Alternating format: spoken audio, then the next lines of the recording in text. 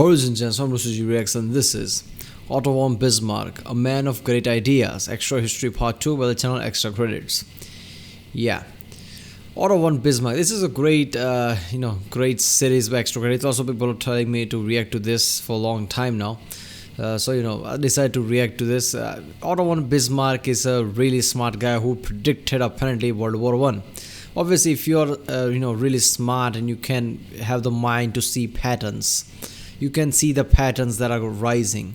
I guess World War One, in a way, somebody smart can predict that because there were lots of tension in different areas, and domino effect was kind of easy if you just do it just right. I guess it's the right chain of events happens and that's it.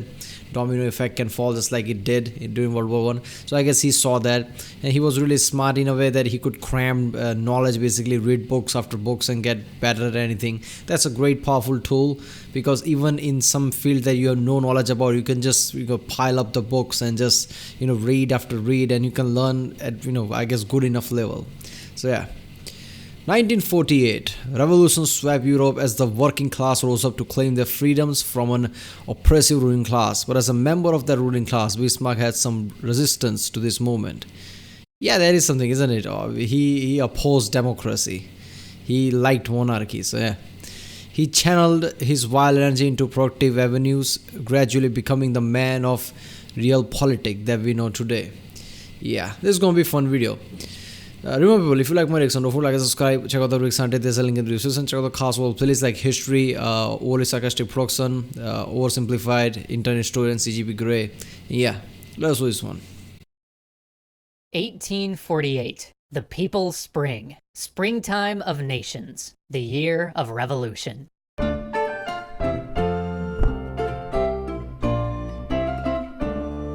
Bismarck's political life ended nearly as abruptly as it started. For as the summer of 1847 began, the king, unable to get a railroad grant from the Diet without also granting a constitution, threw his hands up in the air, dissolved the Diet, and sent everybody packing. Bismarck went back home to his estate, finally completed that whole business of getting married, and went on his honeymoon. But as he traveled Europe, and when he returned home, he noticed a strange tension in the air, an unrest in the streets, in the cities. Then, in February 1848, Paris erupted. The monarchy fell. A republic was re-established in France. Bismarck was concerned. At home and abroad, he had seen the strain between the working class and those who ruled, but he never expected something so abrupt or so successful to happen in France. Then Vienna fell. Metternich, the great Austrian statesman and architect of the Concert of Europe, was displaced. This opened up an opportunity, as the Austrians had long been the dominant force among German states, but it also served as a warning. It was clear that revolution was coming to Prussia soon. But Bismarck worried that the king was too weak and too vacillating to put down a revolution. That is something, isn't it? I never thought of that until I started to react to this channel, and I realized that French basically became more of a democratic country, overthrow the monarchy, and that had this effect in whole Europe. I even see the oversimplified video in French about Napoleon. So basically, French Revolution basically triggered events throughout the world that just gave people idea like, what, we can do it. Before it's like, okay, overthrowing the monarchy, maybe that's a bit too much. Now, since France did it, everybody's like, okay, maybe we can do it too. Democracy, yeah, power to the people.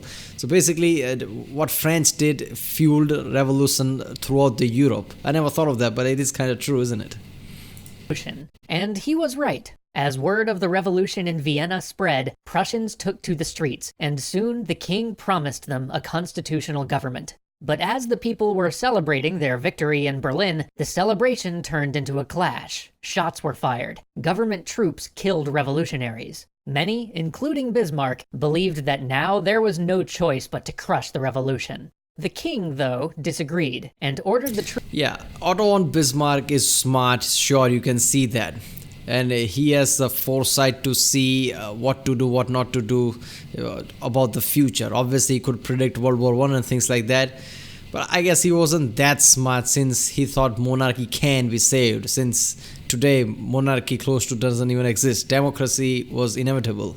So I guess he didn't see that part. Like, you know what, this is inevitable. One day it will happen. No, he chose monarchy over democracy, I guess.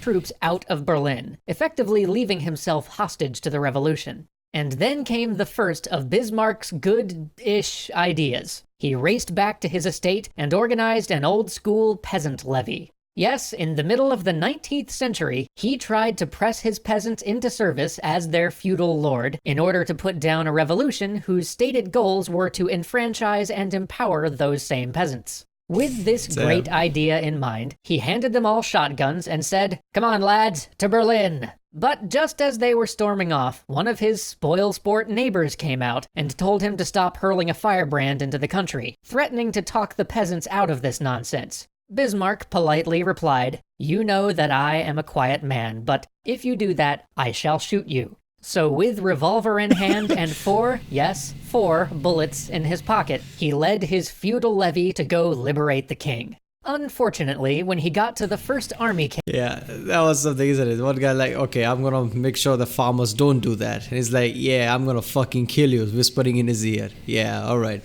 I'm a very peaceful man, by the way. Camp, which was staffed by many of the conservative officers that he had come to mingle with after making his fiery speeches in Berlin, he was promptly told, "Yes, we are all a bit disappointed right now, but no, we really don't want your peasant mob messing this up even more, so how about you go send your peasants back and bring us some corn and potatoes or something?"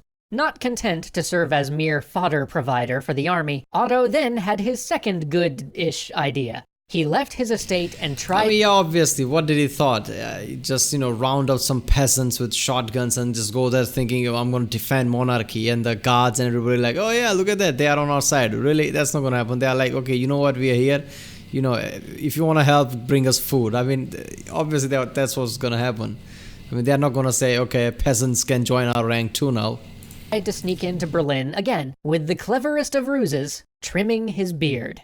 Needless to say, many people saw through his incredible mind games, and soon he was laughed out of Berlin. But Bismarck was not done. He had a third good-ish idea. With the king making ever greater concessions to the revolutionaries, Bismarck saw it as his place to help elevate one of the king's relatives to the throne. So Bismarck went all in on trying to replace King Frederick Wilhelm with a confusingly but more succinctly named King Wilhelm. What? Wilhelm had legged it to England, and he wasn't going to listen to this wild man anyway. So Bismarck began to hunt for a new candidate. Soon he found another royal relative named Charles, who proposed that his... The balls on this guy, man. He literally thinks, what should I do next? Oh, I know, I'm going to replace the king. I mean, come on, man.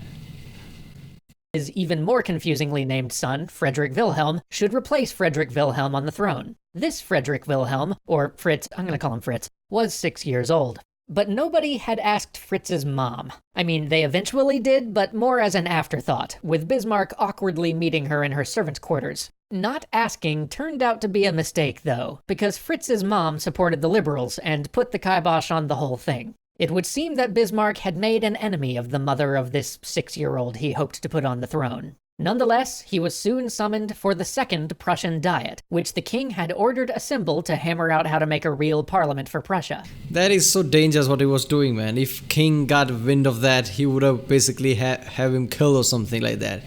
Because, the balls on this guy, I mean, who is he? He's not that powerful. I mean, he's not that much of a nobility too, when you think about it. And he's, plotting to replace the king. I mean, that's just... There, Bismarck spoke passionately about the noble past that they were so casually throwing away, even becoming choked with emotion and having to stop mid-speech. But to no avail. The Diet did its job and created the Prussian National Assembly, which Bismarck was very not elected to. This Prussian National Assembly pushed for a real parliamentary system along British lines, though, and soon the king began to lose patience with the body. So Bismarck joined the Camarilla, which was not in fact a secret society of vampires which has kept their presence hidden from humanity for hundreds of years, though I can understand your confusion, and let's be honest, Bismarck would have made a great vampire, but no. Bismarck joined the much more boring but real group of nobles and courtiers close to the king who were determined to maintain the power of the monarchy through non-vampiric means. And let's go ahead and call this one Bismarck's first actual good idea, because this put him in contact with many powerful men. But even though, by all accounts, he was an effective member of the society, and even though he had amplified the conservative voice in Prussian politics by establishing a newspaper, when the liberal cause fell apart and the conservatives once again became ascendant, he was passed over for a cabinet position. They were very happy to use him when a radical was needed, but once the time came to re-establish order, the wild man was cast aside. Yeah. So Bismarck... Obviously, he's shown as the wild man. You could see a bit of an anger issue in him whenever he makes decision. He's really, I guess, strong if he thinks about something like, okay, I'm going to replace the king. You know what? I'm going to take all the peasants and take up arms. Obviously, people are going to think, okay, you know what? He's effective. Yeah, but let's not put him in charge of anything because, everything might go into chaos. Returned to his estate to witness the birth of his first child. But Bismarck had a plan. Bismarck always had a plan. You see, even though the liberals had failed to get anything like the constitution they had wanted, they had gotten a constitution, and with it, a parliament, the Landtag. And Bismarck, always a pragmatist under whatever colors he may have worn, decided to get himself elected to this new body. The fight was fierce. He knew that he wouldn't get elected in his own region, so he decided to run for office in the city of Brandenburg. But there he was an outsider, running against the local mayor. He acted with vigor, describing his campaign headquarters as a military camp, with messengers running in and out at all hours, and strategy being formulated so that he never missed an opportunity to speak to the few hundred men who would eventually determine the representative for Brandenburg. He won by 25 votes. Now he was once again at the center of things, and the question at hand on everybody's mind was the unification of Germany. If the 39 German states that had survived the Napoleonic invasion banded together, they could change the face of European politics forever. But how to achieve that was a matter of some debate. They could either come together under Austria or under Prussia. But Austria rejected the possibility of unification, because the Austro-Hungarian Empire and the Habsburg-inherited lands included far more territory than just the German portions. And the whole point of unification was German nationalism. Germans would never accept rule by a sovereign who was also ruling over other nations. This meant that the Austrians would either have to divide their empire and give some other branch of the family their German territories, or simply reject unification outright, and they chose the latter. The German National Assembly, which was different from the Landtag in that it represented all German states, decided, with little other choice, to offer the imperial crown to Frederick Wilhelm. Nobles in the Landtag, including Bismarck, urged him to accept. But the king rejected the proposal, and this allowed Bismarck the opportunity to rail against the constitution that would have come with it. He was blasted by the press, and sure of losing his seat in the next election. But when the king dissolved the Landtag, he changed the election rules for the next session in ways that favored landowners like Bismarck, which ensured his re-election. After giving some blistering speeches... This just shows that, Bismarck's ability to, play chess in real world, I guess. I don't know how else to say that. Just to see where the pieces fall and what to do, what not to do. That is, he was really, playing the field strategically. He knew what to do and what will cause effect of something else. I don't know how else to say this. That's some military type of mind right there.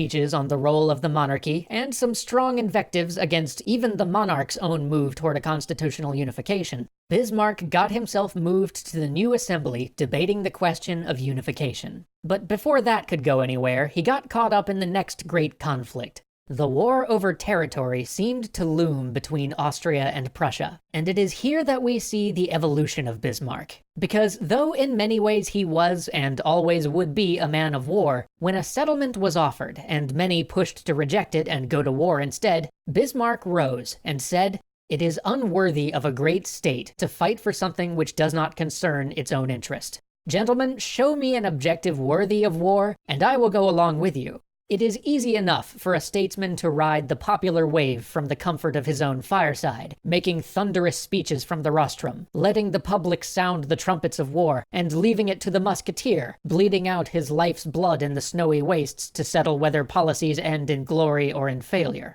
Nothing is simpler. But woe to any statesman who, at such a time, fails to find a cause of war which will stand up to scrutiny once the fighting is over. And so begins the transformation of Bismarck the Radical to Bismarck, man of realpolitik.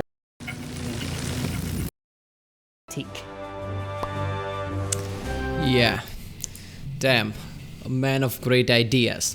At the start of the video, it didn't seem like that great ideas. The way he was just basically taking farmers with shotguns and basically, marching to, I guess, support the monarchy, which I don't think farmers would want, but he still did that. And then he tried to replace the king. That was just weird. But obviously, from the start, you can see that he's a man of passion, but a bit more aggressive, basically. And he's really smart, but he's a bit aggressive, so even his party at the time saw that. He's basically, he has uses, but he's a bit more too volatile in a way. But yeah, in the end, that was a good turn, isn't it? I mean, anybody seeing this series and the way he's acting, anybody would think that he would be really pro-war, like, yeah, let's go to war. But no, in the end, he was more sensible. Like, I guess if there is a good reason to war, I mean, that's how it should be, but clearly it's not throughout the world. That if there is a really good reason to go to war, go to war. Don't just sit in your comfort home, in your sofa, and basically talk about war when you're not the one who's fighting. All the people dying at the battlefield, you don't care about that. So if there is a good cause for war, I understand that. But if peace can be made and there is no good cause, then why go to war? So that was kind of a wise turn from Otto von Bismarck right there. Yeah, I don't agree with his view a lot, but I can only see how great the man was. That's just awesome to see that. I mean, his view on preserving monarchy, nationalism, and things like that. Yeah. Alright, people, that was Otto von Bismarck, a man of great ideas, by Extra Credits. If you like my reaction, don't forget to like and subscribe. Check out the lyrics and read. There's a link in the description. Check out the cast of playlist, check out the end cards, and I'll see you next time.